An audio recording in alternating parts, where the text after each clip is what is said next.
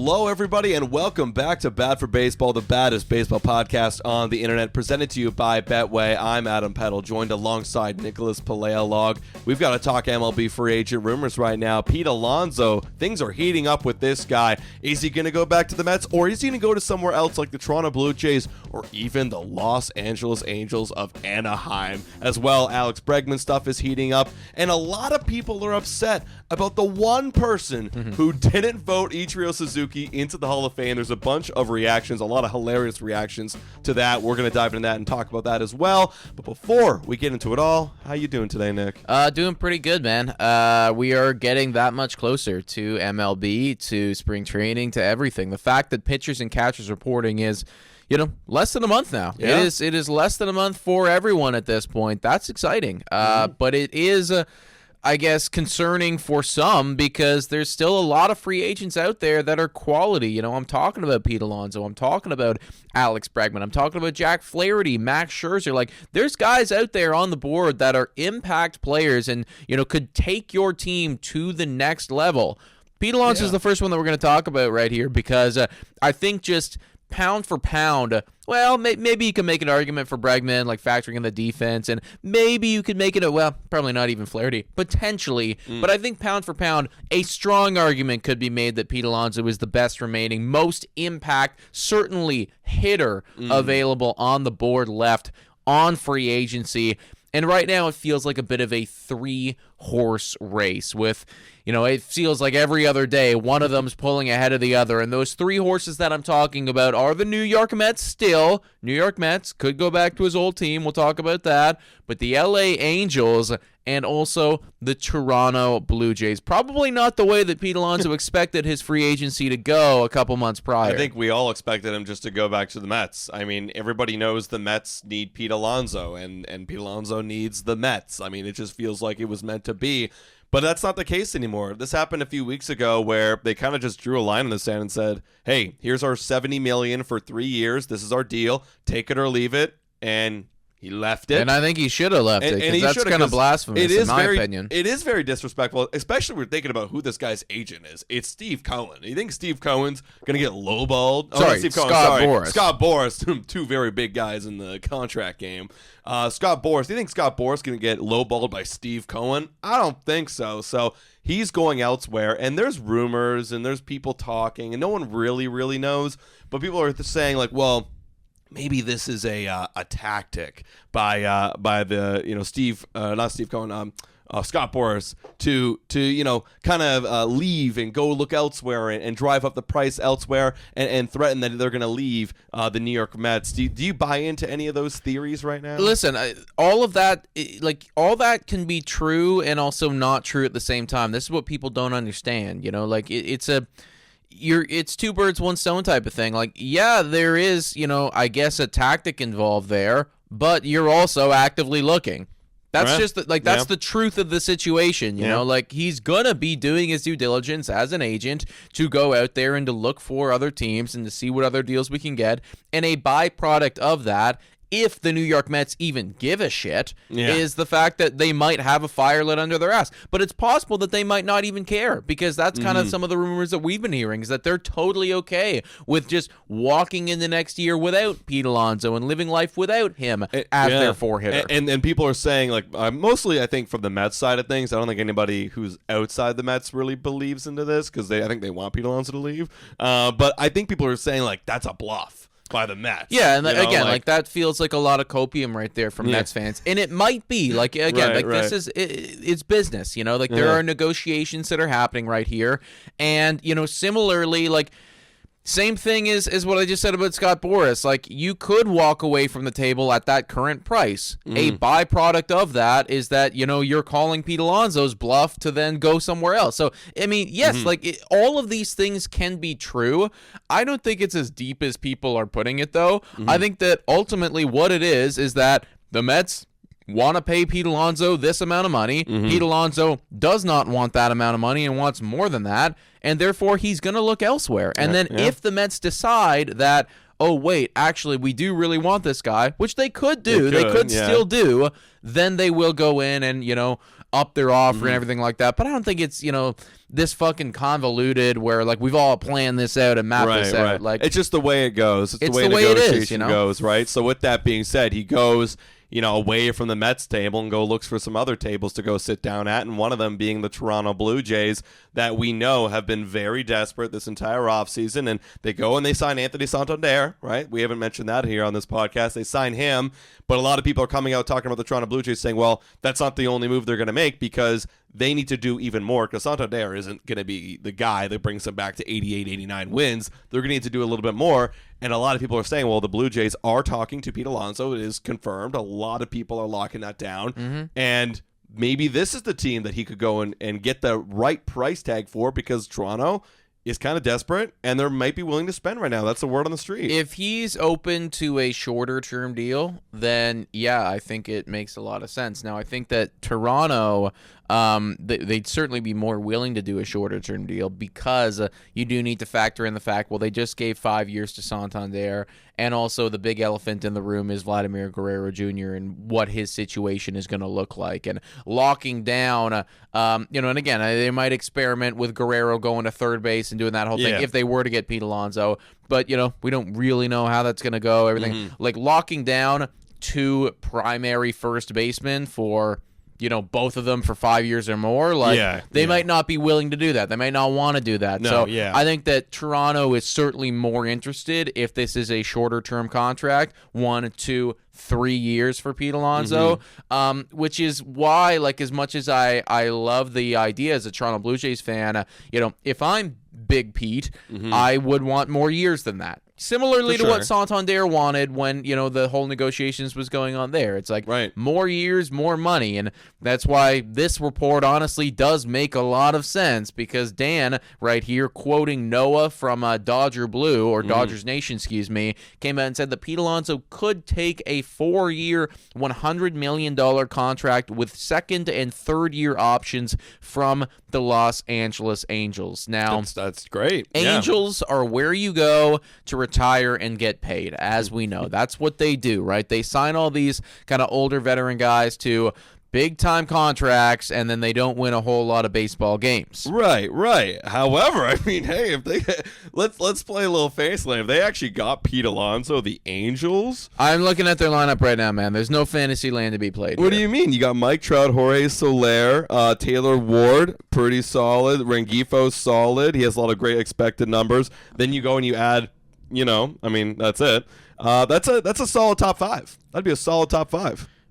Maybe. I think there's also another way to spin that though, because you have the. This is disrespectful, but it feels like the corpse of Mike Trout a little bit because the guy can't stay on the field. He's got to stay healthy. I mean, the Angels will never go unless Mike Trout is on the field. Yeah, Jorge Soler, I think he had a pretty bad down year last year. I might be talking about. He had a 780 OPS. He's fine. Yeah, 1.1 WAR. It's okay. Look, man, I don't.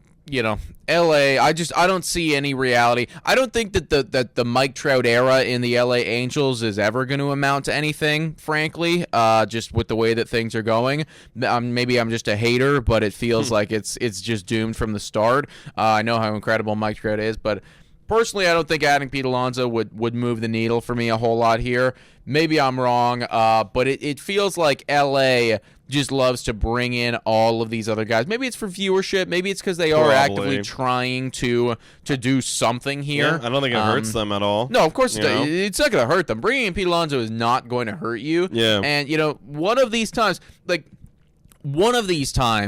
you got to hope that Mike Trout's healthy and Soler hits 40 bombs again, and maybe the ghost of Anthony Santander revives himself for Anthony Rendon, revives himself for just a little bit, and if Pete Alonso maybe there's one season out of 10 where it all clicks. I don't know. I mean, if we're really going to talk about what's going to fix this team, you got to get more pitching. Like your pitching's is terrible too. The bullpen's actually not terrible. Actually, I'm looking at it right now. Like there's some actually pretty solid guys. Names I don't recognize, but ERA is well below 3 and at the low 2 mark. And I'm like, all right, that's pretty solid. But yeah, the rotation of Yusei Kikuchi, love Cooch, he's great. But then you got Jose Soriano. I mean, he had a solid year last year. Tyler Anderson's not bad. Kyle Hendricks and Reed Detmers is not going to cut it. So it's just, I mean, if we're really going to dive into what's making this team good, it's got to be the pitching. Because, like, adding Pete Alonso, I mean, that lineup is good enough if you have a very good rotation and bullpen. You know? Yeah, like I'd still look at that as like you need the rotation to be a strength of yours, which it isn't. But either way, everybody, that is I don't know if that's the deal that's on the table right now. Yeah, that's kind of what's could. Exactly, right? Could. It's like, okay, well, he could do that with any fucking ball team. Literally. You know? Like, so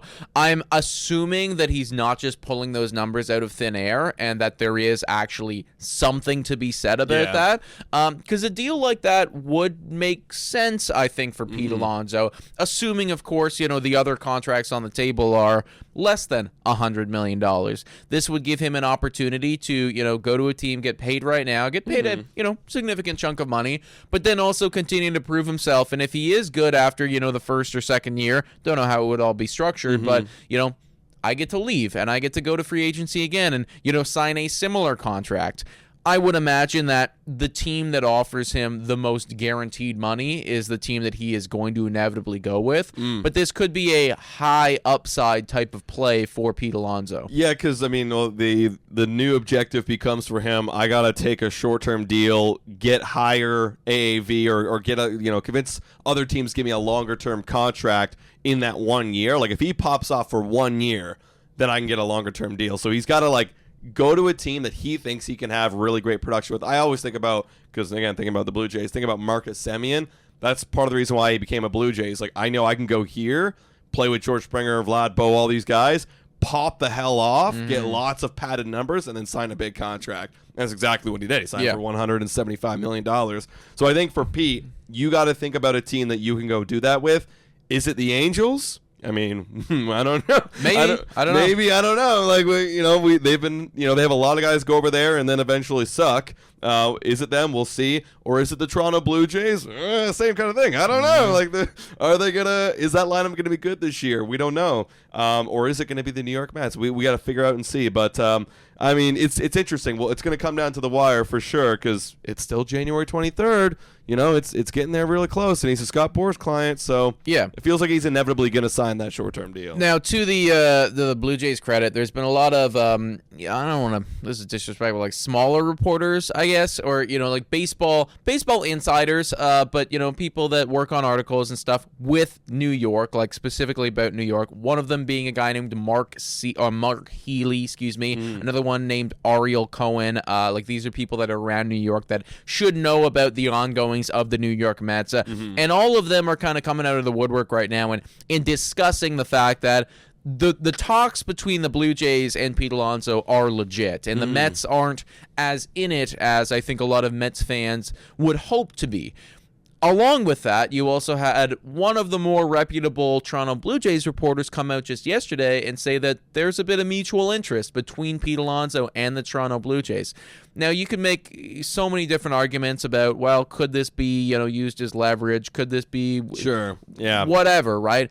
I think that, honestly, like, where there's smoke, there's fire. I can't guarantee you that Pete Alonso is going to be a Toronto Blue Jay in any capacity, but it feels like there's been enough reports coming out that, like, there's something here, and I wouldn't be shocked at all if you see Pete Alonso come to Toronto for a 2-year deal worth, $60 million or what have you. And I truly think for Toronto, bringing in Pete Alonso, that is a huge difference maker right there. Like, that is what's going to bring your team up to that. Are you going to win 85 games? Are you going to win 86, 87 games, right? They just add Anthony Santander, like we talked about. You go get Pete Alonso, and they're talking about adding a sixth man to that rotation. We're going to talk about that in a little bit, Max Scherzer. But you go and you add those guys. I think, with a lineup where you've got, let's say, hypothetically, George Springer still leading off. George Springer, Bo Bichette, Vladimir Guerrero Jr., Anthony Santander, and Pete Alonso. Great top five right there. Like, that's a top five you can do some damage with in the AL East. And then everybody kind of falls into place, right? Because they did make that trade for Andres Jimenez earlier in the year. Alejandro Kirk's always been a solid offensive catcher. We'll see if he can bounce back a little bit this year. And then you got your other kind of rookies in the bottom part of your lineup. Then Dalton Varsho is starting off the year injured, but will come back and play some great defense. Like, that's a team where you got the thump in the top five, defense in the bottom half, I can absolutely get behind that. That's the thing. Like, I can convince myself about it at that point. Yeah. I can make arguments, and I can, like, I can see how this could really work out. If everyone's healthy and a couple things fall your way, like, I'm like, okay, this is looking legit. And I mean, like, shout out to the guys over at Talking Baseball, Trevor Plouffe, Jake, all those guys. They brought the same thing up. It's like Toronto's in a spot right now with where the rotation is, with what they've done with the bullpen. You go out and you go balls to the wall. Now he brought up Alex Bregman and Pete Alonso, which is not going to happen. We're going to talk a little bit about Alex Bregman in a second here. But he brought up, you go balls to the wall, you get both those guys, well, immediately, you could be considered favorites to win the AL East, or at the very least, very strong contenders. I mean, he might be over-exaggerating things a little bit because, again, we had a lot of things go bad for the Toronto Blue Jays last year. But I do think that they are in a spot right now where, money's going to talk, and you got to spend money to make money. Bringing in Pete Alonso will probably translate to you making money later down the line. I would hope, I would imagine. Yeah. I do think he's being very generous when he says, like, I think the quote was like, Blue Jays would be front runners. Yeah, and it's like you're forgetting that they're still the New York Yankees. they are clearly the front runners right here. The Baltimore Orioles, they haven't done really anything other than bringing in Tyler O'Neill this offseason. And they did bring in a couple other. Who did they bring in their pitching staff that was actually pretty decent? I thought they brought in. Was it Morton? Did they bring in Morton? I think they brought in Charlie. Yeah, they brought in Charlie Morton. Okay, that's a good little step right there. Also, losing Santander, losing Corbin Burns. I mean, that's exactly. You're not really matching. The thing and then they brought in about Sugano. Honestly, the thing with the Orioles is that they're just really their game plan is we're hoping that some of our other prospects who you guys still haven't seen the ceilings for are gonna pop off and be crazy. Yeah, right? dude, I'm how like Baseball Reference has or Baseball or Fangraphs, excuse me, has the original signing info of all the players. They only have two guys that aren't originally from the Baltimore Orioles, which is O'Hearn and O'Neill. It's actually pretty wild from them, and again, like I still think that team's going to be insane because when you look through the lineup and when you look through all, it's just like bang, bang, bang. Yeah. Like, all these guys are going to go insane. They looked at to me. They honestly remind me a lot. And I always think this of the early parts of the Toronto Blue Jays when they were first coming up, where it was like all offense and no pitching. And I actually think. But then what happened with the Blue Jays, what they go do? They went and got pitching, but then they also sacrificed some offense. But they need to make a step towards the. I've been saying this all offseason. They need to make a step towards pitching because like all it will take is like you go add a perennial ace like a Corbin Burns, which they did last offseason, and immediately you're like you're back. Into that top contention. Probably. Right? Yeah. I mean, again, like we'll see what they end up with. There were some reports a little while ago. Seems to be quieting down right now, but Flaherty was looking at potentially coming back. That's what they need. Which would be a Flaherty. huge addition for them. So if he does what he did last year, it's like, oh, damn, like that team's scary. But either way, going back to the point about, Blue Jays being front runner, I don't know if that's true or not. However, it would certainly be the step in the right direction to bring in a Pete Alonso, especially if those Boston Red Sox do what they are reported to be looking at in bringing in Alex Bregman. Bregman, there is concerns about how later down the line, maybe that's a contract that's not going to age well, anything like whatever. Forget about the money. Forget about all that shit. Just in a vacuum, pound for pound, Alex Bregman's a great baseball player. He's had a great career. He won a Gold Glove last year, and in a down year, offensively speaking, was still well above average in MLB. That is somebody that coming into Boston would dramatically help their lineup, dramatically help their infield, and as a Blue Jays fan, it does scare me a little bit. Yeah, their infield would be gross if they added him, because obviously you'd have Alex Bregman. Right now they're speculating that he plays second base. We'll talk about that in a moment. Which, okay, that's fucking nuts to me. Yeah, well, that's nuts. Like Devers, where would you move? I guess you'd move him to first, but then you got Tristan Casas at first. Obviously you have Trevor Story, who you signed a while back, that like really haven't amounted to anything. But yeah, that's a stacked infield. If you can get anything from Trevor Story, Casas, not a bad baseball player at all. Devers, one of the better third basemen in all of baseball, and then adding Alex Bregman at second base. I think it's more of a situation where it's like you just play the best guys in the field, and you find a way to get them in. You find a way to put them in where they need to go, right? Well, because here's the thing: well, if you're moving him over to third, Alex Bregman, well, then you move Devers to first, and you lose Tristan Casas. But if you move him to second, Alex Bregman, you'd be sacrificing David Hamilton, who had an OPS of 697 last year. Why can't Devers play second base? I don't think he's got the body or the ability to turn two. You know, Well, if he plays third base pretty good, and third base is a little bit easier to turn when you don't really have to shift your body that hard. Because second base, you got to be a lot more agile. All I know is that Rafael Devers had a fielding run value of in the 18th percentile last year, and Alex Bregman won a Gold Glove. Yeah, so I know, and I can't picture. See, I think Alex Bregman could turn two at second base. Like he would have that ability. Where I don't know. Again, Boston Red Sox fans would know it's better than me, but like I find it very hard seeing Rafael Devers turning two up the middle. Probably, but again, for me, it seems counterintuitive to go out and to sign Alex Bregman, and then because again, half the reason that you're signing that guy is because of the third base defense. Well, what about second base? Like, what if he's a Gold Glove second baseman? You know? Well, we don't know that. You know, that's the thing. It's like. If you just move that Gold Glove ability over to second base, I mean, you're gaining Alex Bregman's If it translates like that, like if it's just like bang, you move him over and he's just as good, and like, has he ever done that before? Has he ever played second base? Not sure, but I mean, I look at it this way too, where Marcus Semien, again, another Marcus Semien reference, he played shortstop his whole career, moves over to second, played way better for whatever reason, right? And was a way better defender. So, I mean, second base is the easier of the middle infield positions, and I don't know. We'll see if he can do it.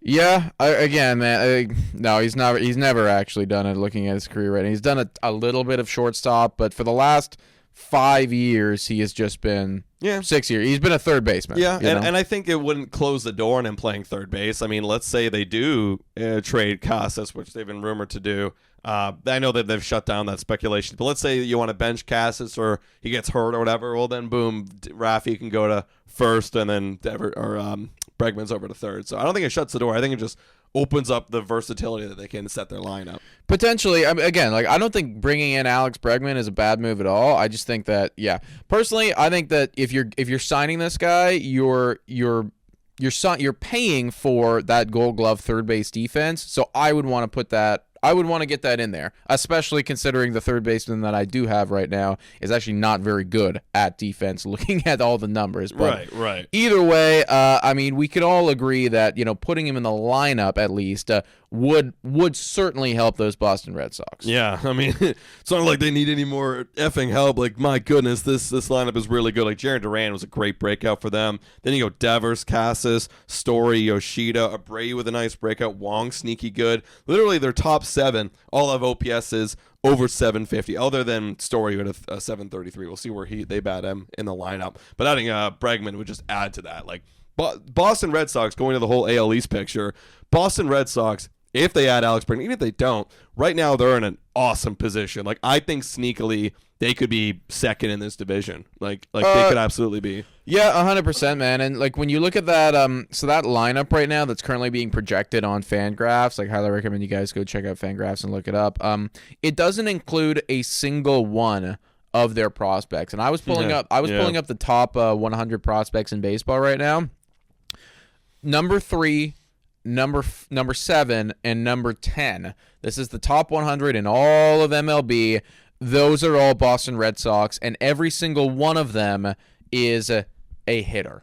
You have an outfielder, you have a shortstop, and then you have a second baseman shortstop in Christian Campbell right there. And every single one of those Boston Red Sox prospects are all projected to come up in 2025. Yeah. Which their current roster, their current lineup doesn't feature a single one of them. So you are going to see some of these top Boston prospects find their way to MLB, and these guys are all projected to be very good at baseball, and we're not even factoring them in right now. Yeah, and also it opens up the opportunity for them to make a trade. Like, if they can't put them in, well, go trade for more bullpen help or more pitching help, because, I mean, if I were to give them, a weakness and a strength, their rotation's good. They definitely improved a lot with Garrett Crochet. But go make a trade at the deadline. Go make a push and trade one of your guys for some pitching. Right? Go add a big impact starter. Go add some more bullpen help. If they go do that, my goodness, they are very scary. Totally forgot that they have they got Liam Hendricks and Aroldis Chapman on this team. Yeah, what the fuck? When did they get Liam Hendricks? February. Because Last he year- got was he hurt? injured. Yeah, he got injured, and like we just forgot about him. Wow. All right, but like I Completely think that I think he's going to be coming back at some point this year. I need to look into that, but Yeah. I mean, like again, like you look at that bullpen, and it's like, oh shit, like those are names. Yeah, you know, like- like you recognize those names, right? Yeah. So yeah, this is a very good baseball team, and if they bring in Alex Bregman, like right now, Carlos Baerga is saying they're going to do. Again, take it with a grain of salt. Yeah. Baerga likes to shoot a lot of shots here, but he said that they are reaching an agreement with Alex Bregman. Jared Carabas came in afterwards and said that this is a little premature, pump the brakes a bit, but it does feel the sentiment right now is that, like, you know, if you had to put a pie chart in terms of, like, where the favorites are, you know, 70% of the time he's a Boston Red Sox when it's all said and done. Yeah, I know. The more I go through all these baseball off seasons, the more I realize, especially with Carlos Baerga, I'm like, he's shooting the most probable shot right now. And, you know, and I'm sure that he has some type of. I'm sure that there's somebody that's told him something that's whatever. He's probably just jumping the gun a bit here. Yeah. You know? It's course, like, of I'm sure course. that some insiders told him they're talking and they're getting close, you know, and then, you know, he tweets out that they're reaching an agreement, right? Which is like one step removed from they're talking and then they're getting close. And again, the language, they could be reaching an agreement. It's like he protects himself. It's like he didn't say they were necessarily definitively. They could be. Yeah. You're just right. And I could be a millionaire. You know, we all could be. Well, these actually, things. you can't. But, Well, I could be.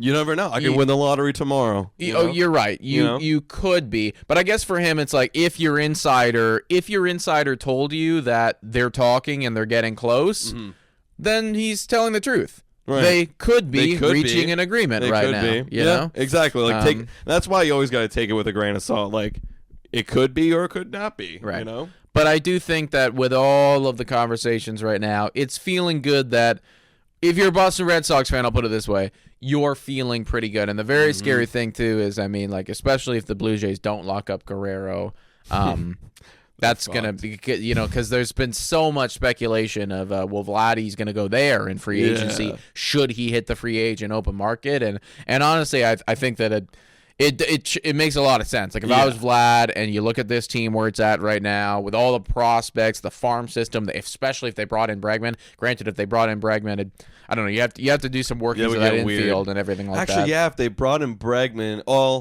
I mean, they would play second base and Rafi would play That's the thing. third. Like if you're fully committed to the idea that Alex Bregman's going to play second base, then it would work. Of course. You know, like however, if you wanted to move him to third base, it probably doesn't make sense anymore because then Devers would have to be first base or DH, and then it's like you got Guerrero. I'm sure they'd work it out to get all the bats in the lineup. I think they would sacrifice his third base defense if it meant getting Vladdy in the lineup too. You know. You make it. I also saw as well that like Bregman has done, you know, the one other position other than second, because he hasn't really played second base. He has played shortstop. Yeah, and Trevor Story sucks. That's the thing. Like if you're gonna cut anyone from anyone here, like there's versatility, right? I think they're gonna find a way to get the best lineup out there. But you know, again, just the point being that if they get this guy and then walk into the offseason next year with intentions of getting Vladdy, like. Yeah, I mean the Boston Red Sox are all the fucking way back. The AL East, they're already back. They're already back, and the AL East could get very, very scary. Let's take a quick break right here and give a shout out to Betway. Everybody, hit your picks and knock it out of the park with Betway. Scan the QR code on the screen or click the link in the details section to join the action. Must be 19 plus. Available in Ontario only. Please play responsibly. Big game happening this Sunday. Kansas City Chiefs. Buffalo Bills, my goodness, this is a must-watch game for everybody who's, even if you're a casual football fan, or even if you're not a football fan, if you want to get into football, this is the game you're going to want to watch because it's the rematch right now. It's the AFC rematch. You got Chiefs, obviously, they're the favorite. They're at home, 1.83 or 1.8, excuse me, is their money line, and then Bills 205. What are you thinking for this one? This is for me. Like I'm gonna bet with my heart and just go with the Bills because, like, I don't like in Josh Allen. We must trust everybody, every single human being. And outside of the Kansas City like region area, every single individual is cheering on the Buffalo Bills and Josh Allen. Every single person. Yeah. Like, there's not a single football fan out there that is rooting for the Chiefs other than if you live in Kansas City. Other than our one buddy Dylan, who's a bandwagoner. Who just fucking decided that he was going to follow the best team in football. Okay. Yeah, exactly. That's literally like me just deciding right now I'm going to be a LA Dodgers fan. Yeah. Anyways, like, I'll take the Bills money line. I am more than willing to lose, and I probably will lose because it's Patrick Mahomes in the playoffs at home. You know, all the refs are. Taylor's going to be there. You know, the refs are going to be like, you know, glugging on what he's got. And Mahomes is in prime diving condition right now. He's peaking his dives up. Like, that last game was it's fucking ridiculous. It's actually just embarrassing. Yeah. Man. Like, it's just genuinely. And then he comes out afterwards. He came out afterwards like a couple days ago and was like, oh, yeah, I don't think the refs don't give us any unfair treatment. And of course he's going to say that. And he probably actually believes it too. Oh, 100%. You know, because it's always been this way for him. So he probably believes. It's like, what are you talking about? This is just what it is for me. Yeah. You know, little does he know that it's like the roughing the passer calls that was being called last game, like, that was just again, it genuinely pisses me off because it's so stupid. I saw a TikTok where it compared all the other divisional games that happened and all the missed calls of roughing the passer, and then compared it to Patrick Mahomes. I know. It was ridiculous. It's actually not close. Yeah. You know, so when people are saying that, like, the Chiefs get unfair advantages, like, it's right there. Yeah. Like, we're watching it. That's an automatic first down 15 yards. Like, it's ridiculous. Game-changing, you know, and they got that, like, multiple times. Mm-hmm. Either way, I want them to lose. I do not want to watch another Super Bowl where they are in it. I would love to see a Bills-Eagles or Bills-Commanders. I actually don't give a shit who wins in the other game. But just give me the Buffalo Bills. Please, just do it. Yeah, I want the Bills to win too, but I'm taking Chiefs money line just because of what we said. I mean, it's inevitable, it feels like. Until proven otherwise, they're going back. I get it. I do get it. And, yeah, I mean, if I had to bet my life on it, sure. But I want it. I want it to not be the case. I know. Me too. Well, guys, go check out Betway. Click the link in the details or scan the QR code on the screen. We have a couple more topics here. One we didn't get to was Max Scherzer in the Toronto Blue Jays. That's something very interesting. Who would have thought that Max Scherzer would be engaging in conversations with the Toronto Blue Jays? That's apparently what happened. John Heyman reported on that. It says that they're probably the most likely team to land Max Scherzer. However, they need a couple dominoes to fall first for Max Scherzer to join the Blue Jays, like getting Pete Alonso or a Profar has been mentioned too. What do you think about Max Scherzer joining the Jays? Is that realistic? Because it feels like Mad Max, it doesn't even feels like, I think we know. He wants to win. Listen, and he wants to win one more time before he goes off into the sunset. Now that we're off of Blue Jays today and, like, you know, we're here on this, you know, kind of unbiased platform, dude, just retire. Genuinely, like, if I was you, if the LA Dodgers are calling, it's a different story. Right. It's a different story. Right. You know, and I believe that if the Jays went out and got Pete Alonso, you know, like, there's an argument to be made that this team could be good and could go to playoffs. But I mean, like, we don't know. No. And, like, we won, and they won 74 games last. Like, unless I had the surest of sure things, if I'm Max Scherzer, you know, like, seriously, it's like either it's the Dodgers, maybe the Yankees. Like, I have a very short list of squads that I'm like, we're going to do this. We're going to playoffs. Toronto's just not on that list. It's a different country. It's fucking cold. It's like -20 outside right now. I'm not kidding. That's a real thing. Granted, you'd be here in the summer, you know, it's still, like, there's just so many things that's going against it. If I was Max Scherzer, I would personally want to go and retire and be on the golf course and be with my family. 100%. All that being said, please come. Yeah, with the bias included, please come. But honestly, dude, like, even if they go get Pete Alonso, and this is the cynic in me, even if they get Pete Alonso and then they go get Max Scherzer, okay, we were winning 89 games. Even if we did get back to the playoffs, are we going to win? We haven't won a single playoff game in this entire tenure of Ross Atkins, Mark Spire, other than 2016 when they inherited Double-A's team. But we haven't won a single playoff game at all. What's to say that, like, now this is going to win us playoff games? I don't know. Maybe I'm hoping I eat my words, but Well, who's to say that we're go on a deep run? There's a lot of there's a lot of question marks. And I think it's unfair to be like, I think it's unfair to predict or to think about the playoffs, how you do in the playoffs, like in the preseason. Like, I think the goal is just like, can we make it there? Yeah. And I think Max Scherzer would need to ask himself, like, really dive deep, like, do I believe that this is a roster that could make it to the playoffs? Mm-hmm. And I think that if he was on it, the answer is it could. It could. But there's also a greater than 50% chance that it doesn't. Right. And I personally believe that, if you are Max Scherzer, retirement sounds pretty good because money is not, it's just not a factor for him. He's already made like $315 million in MLB up to this point. He's ultimately not going to get paid. I mean, he's going to get paid a lot. He's going to get paid like $16-17 million, which is, fucking, that awesome. changed my life if I got paid that. But for him, what is that? That's like, it's nothing. So that's why he just wants to win. Like, can I play for a team that wins? If not, then I retire. Yeah. If I'm Max Scherzer, like, you could probably you might not, but like, you could be making some serious cash, like starting up the podcast and, doing, what I mean? Seriously, like, it's just, if not I was Max him on the mic, that'd be great.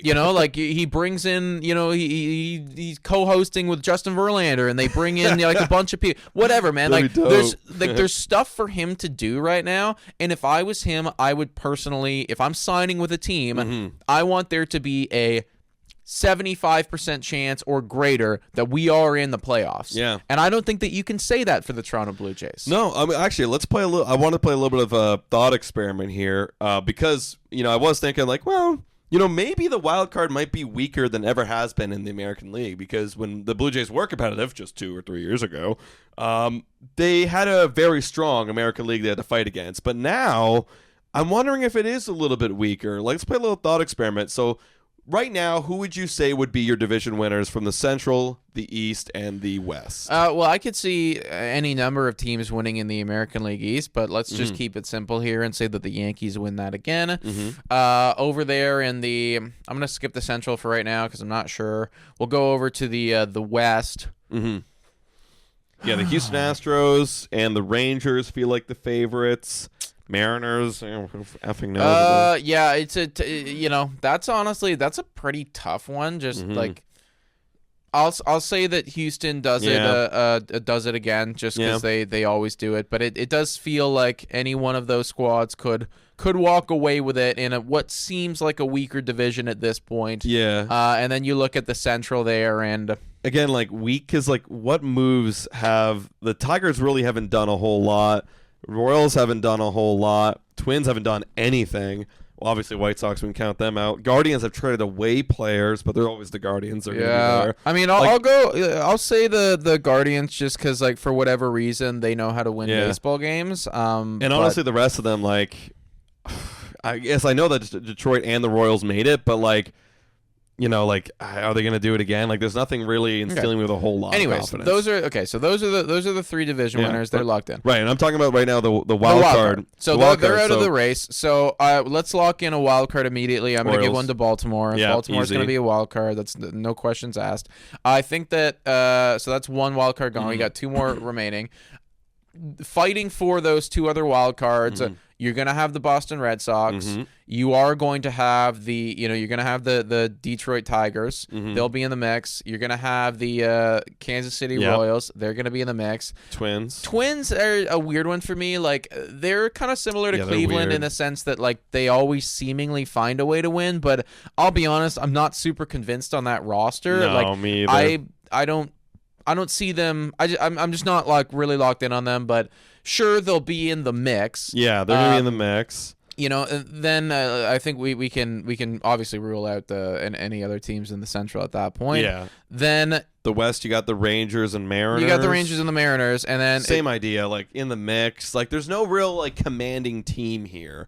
Well, I guess my point I'm trying to make is, like, if the Blue Jays go and make these additions, like, they're in the mix. They could easily be in those mixes. Look, they're in the mix.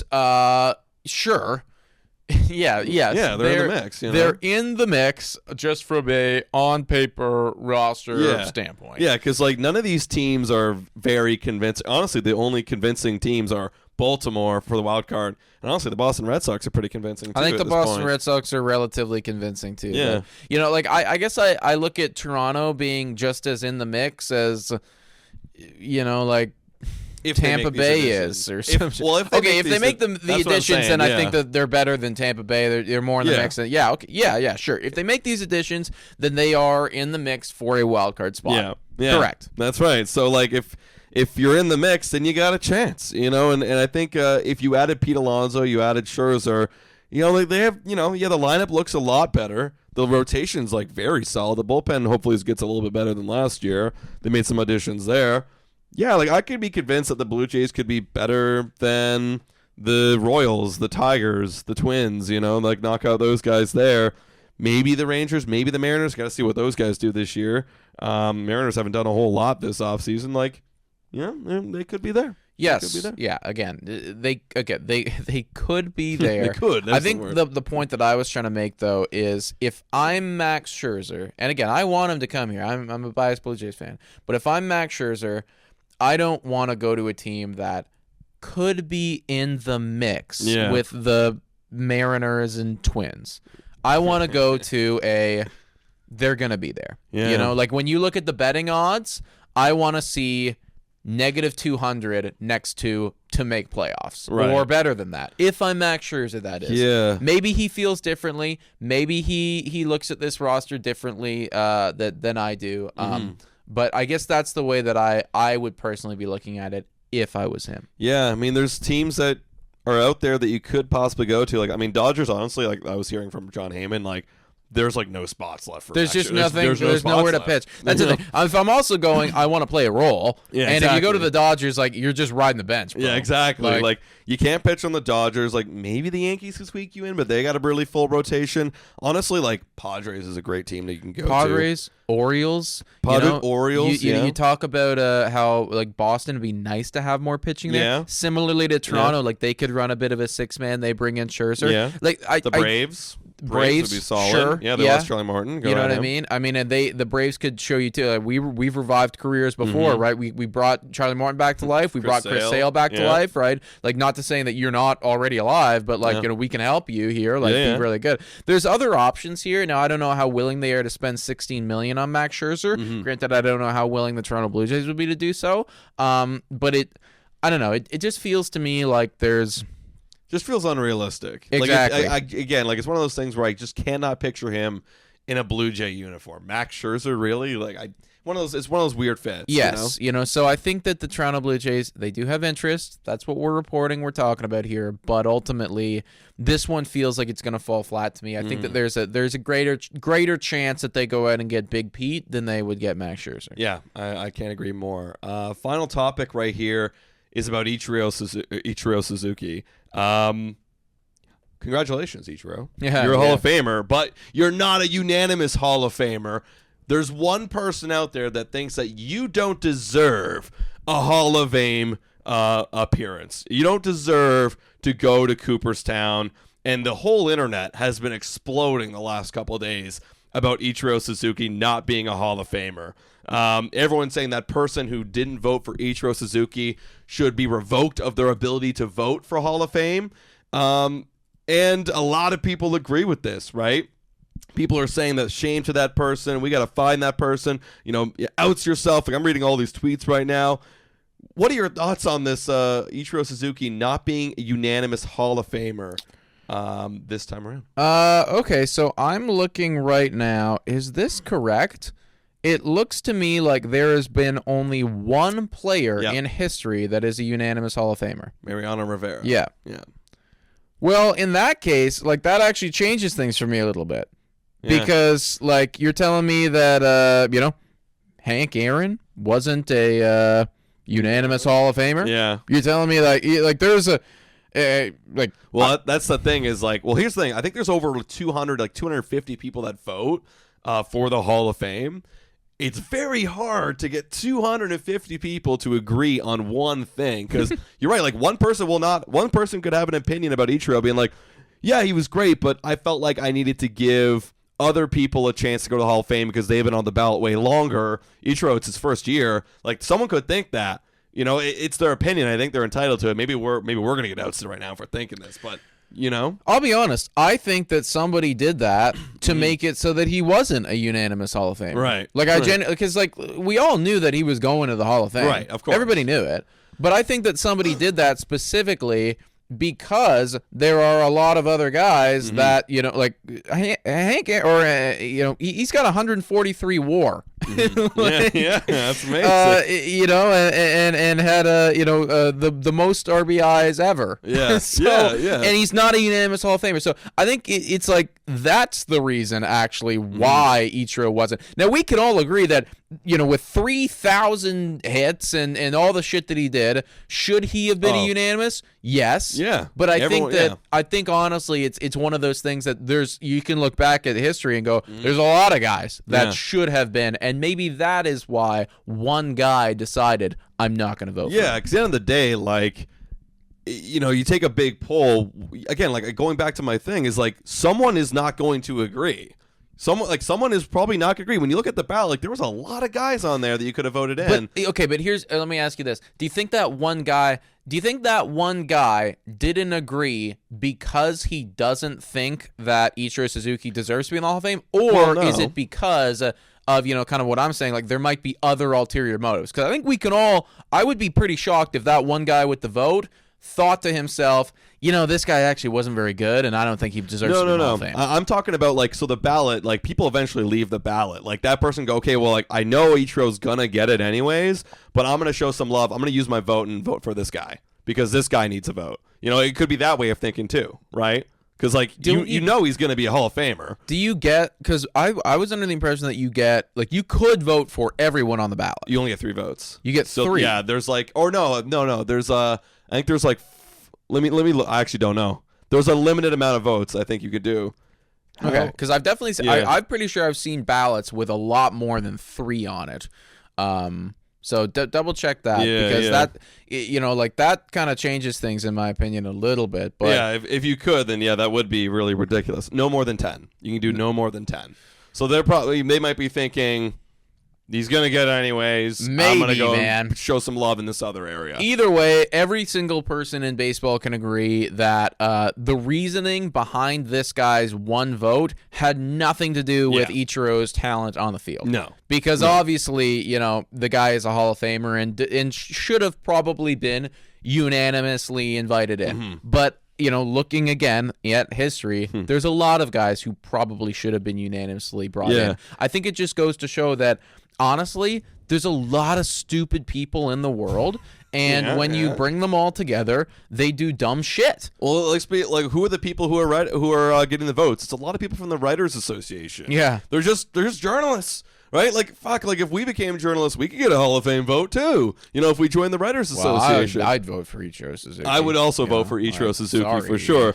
And also, like, yeah, like, anybody could really vote. Like, just because you're a writer, no offense to writers out there, doesn't mean you're, like, you know ball better than anybody else. You just have really strong opinions. I mean, also, too, like, and this has been a conversation for years, but I think the Baseball Hall of Fame is just dumb. Like, there's so many PED stuff there's so involved. Many things that are like, and it's all gray and wishy-washy. Because also, too, like, yes, Ichiro Suzuki's career was great, but there are a lot of people, I guarantee, are factoring in what he did in Japan, and they're totaling all that together, saying, well, this guy in his entire professional career got 4,300 hits. Right. Like, they're factoring that in, even though that's not technically what we're voting for here, but they're all factoring that in. There's just, like, so many things that are, like, there's just so many things. There's so many things with it that, you know, again, like, I look at the Hall of Fame as, like, this is a great notch for you. We're respecting you as being a really good baseball player. But I think that, yeah, like, people... Like, there's a lot of guys out there that probably should have been in the Hall of Fame that aren't, and maybe some guys that are in the Hall of Fame that probably shouldn't have been there in their first place, right? If you really wanted to look at all the numbers and everything like that. Point being, Ichiro's awesome. He deserved this. Probably deserved 100% on the Hall of Fame ballot. Didn't get it because one guy. Because of one guy, guys. So let us know your thoughts in the comments down below if you're on our YouTube channel of what you think about everything we talked about in this podcast. Pete Alonso, Alex Bregman, Max Scherzer. Hopefully we get some signings soon because I want to get hyped for spring training, everybody. Literally like three 3 to 4 weeks till pitchers and catchers report. Let's go and watch some baseball. I can't wait to see them out in the field in the sunshine playing some ball, everybody. You know that Hank Aaron had 3,771 hits? Yeah. I think that's like what, all-time leader? Or no, not all time. He leads all time in RBIs with 2,297. Leads total bases all time too, and has 755 home runs as well. Yeah. Yeah, he was Not awesome. unanimous. He wasn't unanimous, guys. So, you know what? All those people that are angry about Ichiro, just think about that. Yeah, But, think about that. And think about the one person, or I don't know if it was one person or multiple people who didn't vote for Hank Aaron. So, guys, let us know your thoughts in the comments down below, and we'll catch you next time. Cheers.